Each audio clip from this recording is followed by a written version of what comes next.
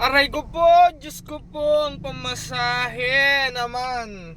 Diyos ko po, kahit ako ang pasahero, matutuwa talaga ako. Grabe ang pamasahe. Kahit ako pasahero, matutuwa ako. Mas mantakin mo, mas mahal pa ang pamasahe ng tricycle talaga. Mas mahal pa ang pamasahe ng MC Taxi. Diyos me, 4 wheels, sasakay tapos 4. Ang pamasahe 80, 100. Ano ba naman yan?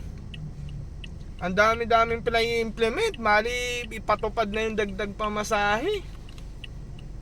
Grabe.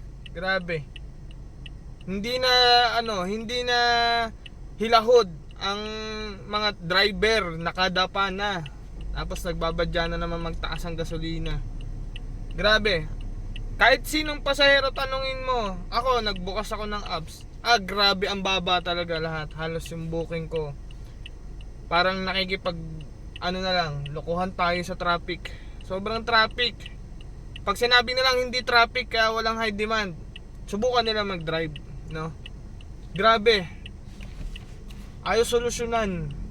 Kung ano-ano yung pinagagawa, kung ano-ano pinag-aano nila na sa mga TNBS, malintindihin nila kung paano makakatulong sa TNBS. Grabe. Sobra na. Kahit ako yung pasahero ako yung magbo-book, mas gustuhin ko na lang talaga na mag-book kaysa sumakay ako sa tricycle, sumakay ako sa mga trike, mga ganyan. 4 kami magkano lang, 98 pesos, 100, 120, 150, paka-traffic. So sasabihin na naman, mareklamo. Palibasa kasi hindi kayo nagagasolina. Yung ibang dyan, nakaupo lang kayo.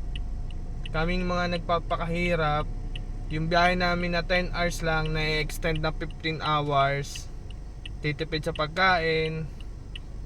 Grabe. Yun lang mga paps, ari sa inyo.